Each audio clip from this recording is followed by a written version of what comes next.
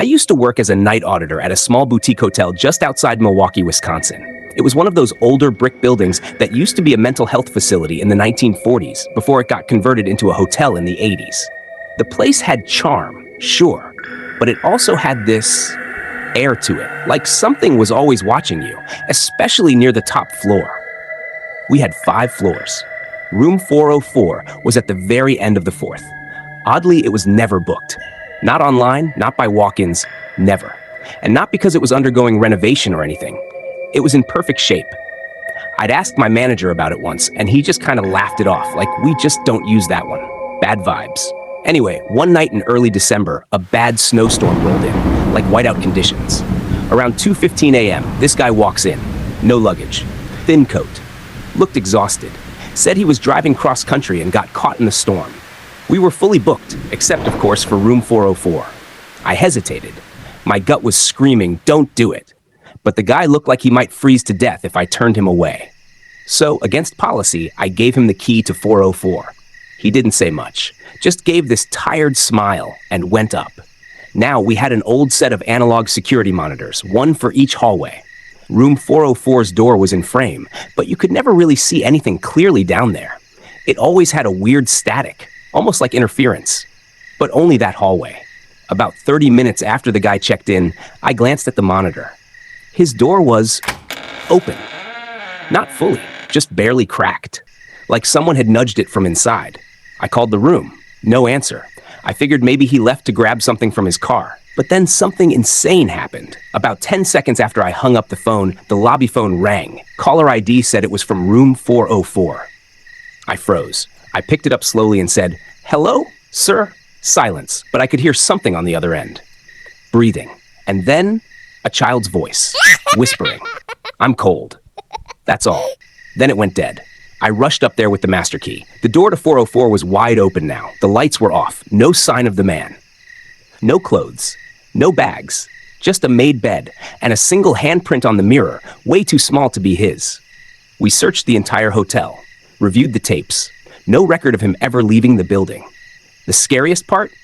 I tried pulling up the check-in record to show the cops, but there was nothing. Not even a blank line. It was like I'd never entered it into the system at all. Room 404 got locked permanently after that night. This happened to my cousin Lisa back in 2016 when she was a freshman at a college in Oregon. It was one of those older liberal arts schools with a historic campus, old ivy-covered buildings, creaky wooden floors, and dorms that had seen generations of students come and go. Lisa got placed in Morrison Hall, a co-ed dorm known for being a little strange, mostly because it had this one floor, the 4th floor, that no one ever really wanted. It was quieter, sure, but too quiet, isolated, cold even during spring. Her assigned room? 404. The first weird thing happened the night she moved in. She was alone. Her roommate hadn't arrived yet. While unpacking, she heard a knock at the door. She opened it, and no one was there. This happened 3 more times that week, always around 3:04 a.m. She thought it was a prank, maybe by upperclassmen, but when she told her RA, the girl's face went pale. "You're in 404?" she asked. "They reopened that one?" Apparently, a few years back, a girl named Meredith lived in that room. She had been going through a really rough patch, depression, breakup, failing grades. Her roommate came back from Thanksgiving break to find Meredith hanging by the neck from the closet rod, a sheet wrapped tight and her face blue. They sealed the room for a while after that. But with growing enrollment, they eventually reopened it. Lisa, of course, had no idea. Things escalated quickly after the second week. Every night around 3:04 a.m., her desk chair would slide out by itself, loud enough to wake her up. At first, she thought she was dreaming. Then she set up her phone to record it. Sure enough, around 3:04 a.m., the chair moved, slowly, deliberately. Then the closet door creaked open by itself. She moved her bed away from the closet after that, terrified. But that night, she had the worst sleep paralysis of her life. She said it felt like someone climbed onto her chest. She could hear whispering right in her ear, but she couldn't understand the words, except for one: leave. She bolted to campus housing the next morning and demanded a room change. When the housing coordinator looked up her room number, she frowned. 404? That's weird, she said. That room doesn't exist on our active roster. We haven't assigned that one in years. Lisa pulled out her room key to prove it, but it was blank. No number, no logo, nothing. They let her move immediately. When she went back with an RA to grab her stuff, the door was locked from the inside. They had to break it open. And inside, the closet door was wide open. The chair was facing the closet. And on the mirror, written in what looked like lipstick, were 3 words. Stay with me. This one happened to me personally in 2019. I was doing a solo road trip through Nevada, taking the long route through the desert towns between Vegas and Reno. I was documenting weird roadside attractions for a small YouTube channel I had at the time. On my second night, I found this old casino hotel just off the highway. Not flashy, no big lights, just a faded neon sign that buzzed more than it glowed. I walked into the lobby, and the receptionist looked like she hadn't slept in days. I asked for a room, and she said they were nearly full, except for one. Room 404. I literally laughed and asked, "You're kidding, right? Like the internet error?" She didn't laugh, just handed me the key and said, "It's at the end of the east wing. Try to stay in the room after dark." That was weird. The hallway to 404 felt wrong. The lighting was dimmer, the air was heavy. My room key was an actual metal key, not a card.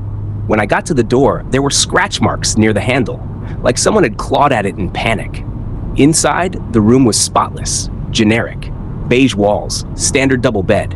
But the moment I closed the door, I felt this static pressure in the room, like being underwater. I chalked it up to exhaustion, unpacked, and tried to sleep. At exactly 4:04 a.m., I woke up.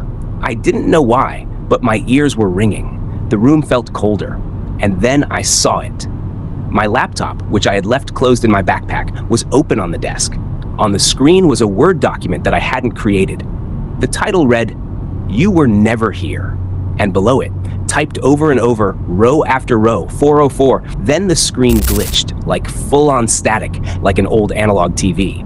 And I swear, just for a split second, I saw myself on the screen. But not how I looked now, paler, eyes sunken, like I'd been there for weeks. I slammed the laptop shut and ran to the door, but it wouldn't open. The handle turned, but the door wouldn't budge, like it was welded shut. Then the lights flickered. The mirror across the room cracked on its own, and I heard a voice behind me, my own voice, whispering, "Why'd you come back?" I blacked out.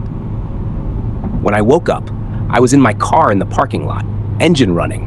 All my bags were in the back seat. My phone said it was 6:20 a.m. I ran back inside to the front desk. A different receptionist was there, young guy.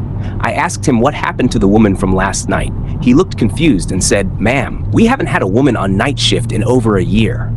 I asked him to check what room I stayed in. He looked at me, brows furrowed.